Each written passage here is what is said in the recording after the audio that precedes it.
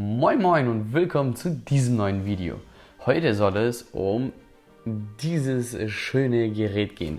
Es ist das Galaxy Tab S8 Ultra, das größte Tablet, das ich jemals getestet habe. Mit seinen 14,6 Zoll ist es wirklich was Besonderes. Und ob das Ganze für jeden ist und was so die Vor- und Nachteile von so einem riesigen Gerät sind, werden wir in diesem Video erfahren. Ich habe schon viele Vergleiche gemacht vom Ultra mit dem 8 Plus und mit einem Surface 8 Pro. Wenn dich das interessiert, dann schau mal auf meinem Kanal vorbei. Und wenn du schon da bist, dann lass ein Abo da. Aber weiter mit dem Galaxy Tab S8 Ultra. Los geht's!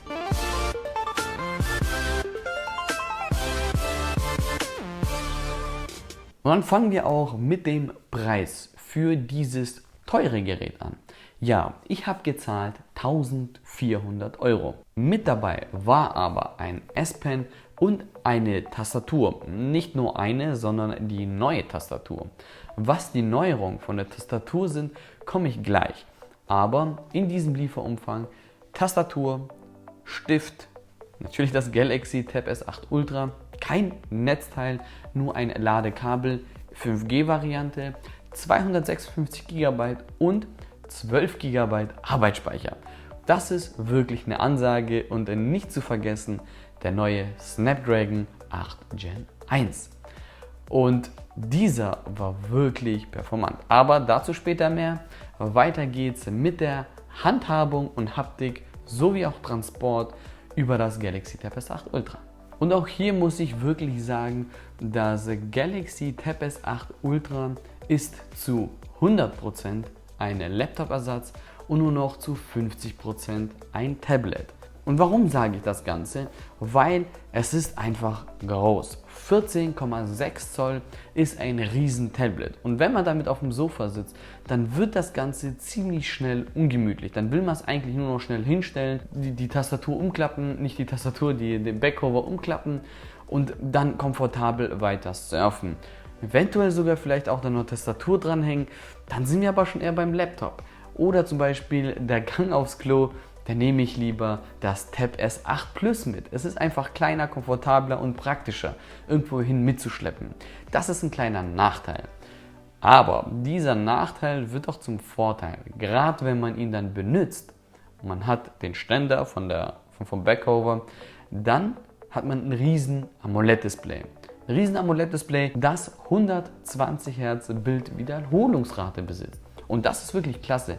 Gewünscht hätte ich mir allerdings hier adaptive 120 Hz, sprich, dann würden wir mit der Akkulaufzeit nochmal länger durch den Tag kommen. Thema Akkulaufzeit ist bei dem Galaxy Tab S8 Ultra wirklich groß, denn ich kam hier problemlos durch 2,5 Tage, nicht 2 Tage wie beim 8 Plus, sondern 2,5 Tage. Der Prozessor ist zwar derselbe, aber dadurch, dass wir ein größeres Tablet haben, kommt auch mehr Akku rein. Natürlich mit dem großen Display verbraucht es wieder etwas mehr Akku, aber es ist ausgewogen und zwar zum Vorteil. Denn man kommt hier wirklich sehr lange durch die Tage. Und aufladen, auch hier wieder 45 Watt Schnellladen. Netzteil ist nicht im Lieferumfang enthalten, auch etwas traurig bei 1400 Euro. Bei den günstigen Geräten liefern sie immer Netzteil mit. Warum sie es bei den teuren nicht mehr machen, keine Ahnung. Der Umwelt bestimmt nicht. Aber auch hier. Wenn ihr das Galaxy Tab S8 Ultra als kleinen Laptop-Ersatz benutzt und ihr seid angewiesen auf die Office-Programme, sei dir bewusst, bei den Office-Programmen bekommst du nicht das volle Spektrum. Sprich, es fehlen dir einige Funktionen wie bei der Windows-Variante, sprich bei der vollen Version. Aber ich sag mal, zu 80% der Bevölkerung wird es gar nicht mehr auffallen, dass diese Funktionen fehlen. Mir ist es aufgefallen und deshalb kann ich es nicht als Laptop-Ersatz zählen, aber ich sag mal Mainstream, ja, es ist auf jeden Fall ein Laptop-Ersatz, aber es ist trotzdem noch komfortabler mit einem Windows zu arbeiten, gerade wenn man eine Festplatte anschließt und sowas. Das geht alles mit dem Galaxy Tab S8 Ultra auch. Aber wenn ihr wenn ihr die Festplatte anschließt, dann müsst ihr in den Datenmanager von dort die Sachen eher kompliziert irgendwo reinfügen. Das ist nicht einfach und nicht komfortabel. Da ist ein Windows viel komfortabler. Guckt am besten mal den Vergleich an zum Surface 8 Pro. Was das Galaxy Tab S8 Ultra aber mehr zum Laptop macht, ist der DeX-Modus. Der DeX-Modus ist einfach nur genial und besonders bei so einem großen Display. Man kann wie bei Windows mehrere Fenster offen haben und gleichzeitig arbeiten. Das ist wirklich klasse und das bietet einen gewissen Komfort und ich sag mal so, ich habe zu 80% den DeX-Modus benutzt und nur zu 20% den Tablet-Modus. Deshalb kam ich auch zur Aussage 100% Laptop, 50% Tablet. Denn ich habe die normale Tablet-Oberfläche eher weniger benutzt, eher die Laptop-Oberfläche und zwar der DeX-Modus. Und diesen kann ich wirklich nur hoch loben. Dieser ist auch weit voraus als beim iPad. Nun zum Gehäuse. Das Gehäuse besteht auch hier wieder aus Aluminium und einem Guss. Die Rückseite sind zwei Kameras. Zu der Kameraqualität komme ich auch später nochmal mit ein paar Fotos. Die 4 Lautsprecher kennen wir bereits vom 7 Plus. Diese leisten einen wirklich guten Sound. Allerdings keinen besseren als im Vorgänger. Auf der oberen Seite finden wir den Ein- und Ausschalter sowie Laut- und Leiseregler. Zudem habe ich die 5G-Version gekauft, plus man kann über eine MicroSD-Karte den Speicher erweitern. Und die 5G-Version, hier muss ich sagen, überlegst dir ganz genau, ob du die 5G-Version brauchst. Bist du oft unterwegs, dann empfehle ich sie dir, aber du darfst nicht vergessen, da brauchst du noch eine Multikarte, die du auch mit einstecken kannst. Oder du machst einfach einen neuen Vertrag. Das kostet dich auch einige Euros. Das heißt, sei dir bewusst, welche Version du tatsächlich benötigst. Auf der unteren Seite sehen wir den Kontakt für die Tastatur. Das ist auch eine sehr gute Überleitung für die Tastatur, denn die Tastatur hat Samsung hier nochmal komplett überarbeitet. Auf den ersten Blick sieht es nicht so aus, als wäre sie überarbeitet, dennoch haben sie sich hier einiges überlegt.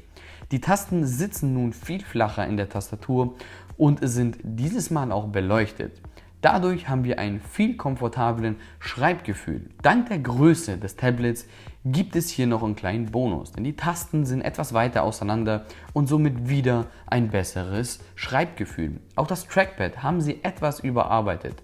Der Cursor läuft etwas besser hinterher, allerdings zufriedenstellend war es trotzdem noch nicht. Und das ist wirklich Meckern auf ganz hohem Niveau. Ich vergleiche das gerne mit den besten Trackpads, die ich hatte. Und die besten sind halt derzeit im Mac Pro und in der Tastatur vom iPad Pro. Da ist das Trackpad nochmal einen Tick besser und deshalb sage ich hier nicht zufriedenstellend, aber mach dir da gar keine Sorgen. Ich glaube, du wirst es gar nicht mal merken, dass ich hier was zu bemängeln hatte. Ach ja, und bevor ich es wieder vergesse, gefällt dir dieses Video oder hat es dir weitergeholfen, dann gib mir doch einen Daumen nach oben und lass ein Abo da, wenn du es nicht schon bei der Einleitung gemacht hast. Neu ist auch der S Pen, den ich bereits schon erwähnt habe. Designtechnisch sehen sie sich wirklich sehr ähnlich, beziehungsweise die sehen sich genau gleich aus. Geändert hat sich die Spitze vorne. Und zwar ist sie nicht mehr so flauschig, sondern ist eher silikonmäßig. Und das gibt nochmal ein besseres Schreibgefühl. Hier finde ich dass Samsung die besten Pencils hat zum auf dem Tablet schreiben. Auch besser als der Apple Pencil. Denn ich bin zwar ein Apple-Fan, aber hier muss ich wirklich sagen, Samsung hat ein Tick besseres Schreibgefühl. Aber genug vom Zubehör. Gehen wir weiter und zwar auf den Monitor, beziehungsweise auf den WQHD-Display mit einer Bildwiederholungsrate von 120 Hz. Das ist ein AMOLED-Display. Das habe ich aber bereits erwähnt. Das Serien schauen, Filme und Spiele spielen machen auf diesem Tablet wirklich viel Spaß. Allerdings hätte ich mir auch hier wieder statt 120 Hz adaptive 120 Hz gewünscht. Das fehlt mir ein bisschen, aber Samsung braucht hier eine Innovation für die nächsten Geräte. Und wenn wir schon beim Thema Spiele sind, dann gehen wir etwas weiter zur Leistung. Denn die Leistung ist hier deutlich höher als beim S7 Plus. Hier kommt nämlich der neue Snapdragon 8 Gen 1 ins Spiel. Der neueste und der leistungsstärkste Prozessor von Qualcomm. Mit diesem können wir problemlos alle Anwendungen steuern, sowie alle Spiele spielen. Hier müsst ihr euch keinerlei Sorgen machen. Auch die 12 GB Arbeitsspeicher unterstützen euch hier in jeder Hinsicht. Zu guter Letzt gehen wir nochmal auf die Kamera ein. Und zwar angefangen mit der Frontkamera. Denn die Frontkamera ist wirklich neu, ist in einer Notch und bietet auch 2 Modis. Einmal Weitwinkel und einmal Ultraweitwinkel. Das ist wirklich klasse. Gerade wenn man mit der Familie im Call ist, im Videocall und die ganze Familie im Hintergrund haben möchte, dann geht man einfach auf die Ultraweitwinkelkamera und das ist einfach nur genial. oder ihr möchtet Familienfotos machen, dann geht das Ganze auch mit der Ultraweitwinkelkamera. Dann müsst ihr euch aber eine perfekte Position aussuchen, denn in der Hand halten wird ein bisschen schwierig auf Dauer. Und die Rückkamera, naja, auf die Rückkamera gehe ich nicht so tief ein. Ich zeige euch die Testbilder, aber ich muss ehrlich sagen, ich bin kein Fan von einer Rückkamera bei einem Tablet. Hätten sie diese sogar von mir aus weggelassen oder eine Variante gemacht, mit dem Preis runter, dann hätte ich wahrscheinlich die ohne Kamera genommen. Und ja, ich finde das einfach überbewertet. Aber schreibt es auch gerne mal in die Kommentare, wofür du die Rückkamera bei deinem Tablet benötigst. Und jetzt die Testfotos.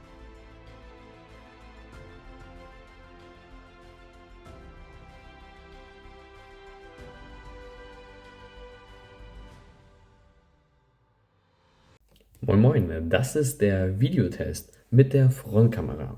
Das ist die Weitwinkelkamera. Mal gucken, ob ich die wechseln kann. Ja, ich hoffe, man kann es im Video jetzt auch sehen. Ich habe nun auf die Ultraweitwinkelkamera gewechselt. Das sieht ziemlich gut aus. Man hat ein leichtes Bildrauschen. Man muss aber auch ehrlich sagen, bei mir ist es gerade etwas dunkel, aber in den meisten Meetings habt ihr nicht die besten ausgeleuchteten Räume und deshalb mal davon Video. Und angekommen sind wir beim Fazit. Das Fazit vom Galaxy Tab S8 Ultra ist folgendermaßen gegliedert. Ich habe es bereits am Anfang schon erwähnt. Wenn du mehr auf ein Tablet stehst, dann würde ich dir eher das Galaxy Tab S8 Plus empfehlen. Und wenn du das Ganze mehr als Tablet-Ersatz nutzen möchtest, dann greif zu. Gibt es nichts Besseres. 14,6 Zoll bietet derzeit kein Hersteller, auch nicht Apple, und der DeX-Modus ist hier einfach wirklich nur überragend. Hilft dir auf jeden Fall beim Arbeiten und mich würde brennend interessieren, für was du dich entscheiden würdest und wie du das Galaxy Tab S8 Ultra findest. Ich finde, das Ganze ist noch etwas zu teuer, aber es wird auch viel geboten für diesen Preis. In diesem Sinne, vielen Dank fürs Zuschauen und hoffentlich sehen wir uns im nächsten Video. Bis dahin, eine gute Zeit. Ciao.